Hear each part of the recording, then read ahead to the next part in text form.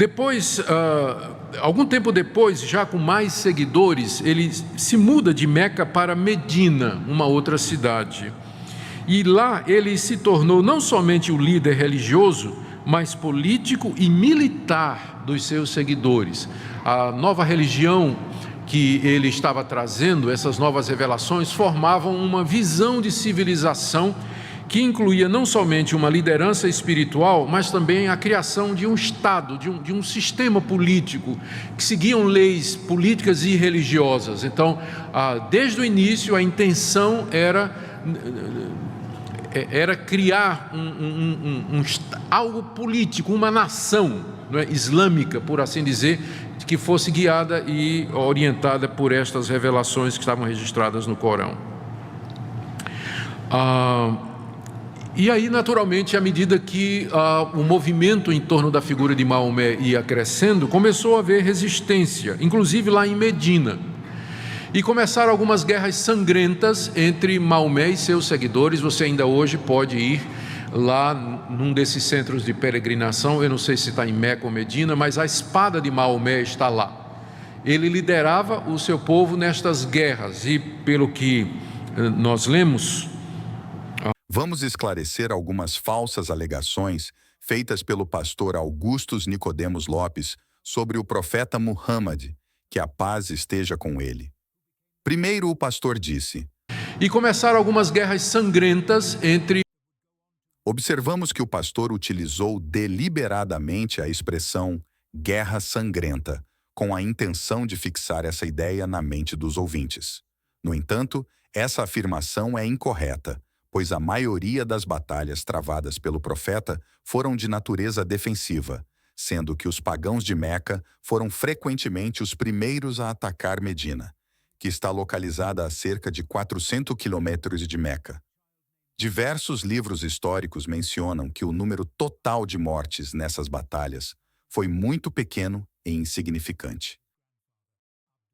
Desde o início, a intenção era criar algo político, uma nação, não é, islâmica, por assim dizer. Aquele que realmente estuda a vida do profeta Muhammad sabe que ele não buscava ganhos mundanos. Se ele estivesse atrás de prazeres materiais, teria vivido em palácios luxuosos.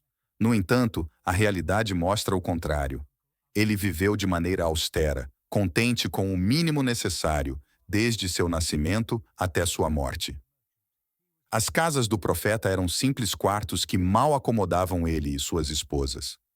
Sua comida e bebida também eram básicas. Passavam-se meses sem que se acendesse fogo em sua casa, sobrevivendo apenas com tâmaras e água. Aisha, que Alá esteja satisfeito com ela, relatou: Observávamos a lua nova, depois outra e mais outra, 3 luas em 2 meses, e não acendíamos fogo na casa do mensageiro de Alá. O que os sustentava? Tâmaras e água. Mas o mensageiro de Alá tinha vizinhos entre os Ansar que tinham camelos leiteiros e costumavam enviar ao mensageiro de Alá um pouco do seu leite. O profeta Muhammad era conhecido por sua vida simples e incentivava seus companheiros a fazerem o mesmo. Umar ibn al-Khattab, ao ver as marcas de um tapete de palha nas costas do profeta, disse: Cosral e César desfrutam de luxos, e você está assim. O profeta respondeu: Eles têm suas boas coisas apressadas para eles nesta vida. Os habitantes de Meca ofereceram-lhe riquezas e poder para que ele abandonasse sua missão, mas ele recusou, preferindo continuar com sua vida simples e dedicada à sua missão.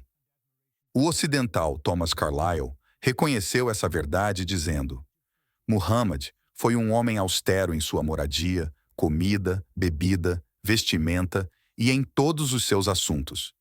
Ele era devotado a Deus, trabalhando durante o dia, orando durante a noite, sem ambição por posição, estado, poder, fama ou luxúria. Além disso, a alegação de que o profeta possuía uma espada que ainda existe em um museu é completamente falsa e sem base histórica. Mas a espada de Maomé está lá. Vamos também esclarecer outra falsa alegação do pastor, que afirmou que o profeta Muhammad, que a paz esteja com ele, lutou contra o povo de Medina. E aí, naturalmente, à medida que o movimento em torno da figura de Maomé ia crescendo, começou a haver resistência, inclusive lá em Medina. E começaram algumas guerras sangrentas entre Maomé e seus seguidores.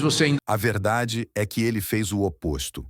O profeta estabeleceu a paz entre as tribos de Aws e Khazraj, e não há nenhuma evidência histórica de que ele tenha lutado contra os habitantes de Medina. Quando o profeta Muhammad, que a paz esteja com ele, chegou a Medina em 622 d.C., ele encontrou uma cidade dividida por conflitos tribais entre as tribos de Aws e Khazraj. Em vez de fomentar a violência, ele agiu como um mediador e pacificador. Uma das primeiras ações do profeta foi estabelecer a Constituição de Medina. Este documento pioneiro foi fundamental para unir as diversas tribos e comunidades de Medina, incluindo muçulmanos e judeus. A Constituição de Medina estabelecia liberdade religiosa. Todas as comunidades podiam praticar suas religiões livremente. Proteção mútua. Todas as tribos se comprometeram a defender Medina contra ataques externos. Justiça e igualdade. Disputas seriam resolvidas de maneira justa, com o profeta atuando como árbitro imparcial. O profeta Muhammad trabalhou incansavelmente para resolver conflitos de maneira justa e promover a coexistência pacífica entre as tribos de Aws e Khazraj. Ele mediava disputas e incentivava a reconciliação, o que resultou na formação de uma comunidade unida e pacífica. Essa afirmação de que o profeta Muhammad lutou contra o povo de Medina e contra os seus próprios seguidores é completamente falsa e carece de qualquer prova histórica. O profeta Muhammad era conhecido por sua honestidade e integridade, e não há registro de tal evento nos relatos históricos confiáveis. Historiadores e estudiosos confirmam que o profeta Muhammad, que a paz esteja com ele, estabeleceu a paz e a justiça em Medina. Ele é lembrado por suas qualidades de líder justo e pacificador, e não há evidência de que ele tenha usado de engano ou violência contra o povo de Medina. Ao refletirmos sobre a vida do profeta Muhammad, que a paz esteja com ele, vemos um exemplo de humildade, devoção e desapego dos prazeres mundanos. As alegações do pastor não se sustentam diante dos fatos históricos.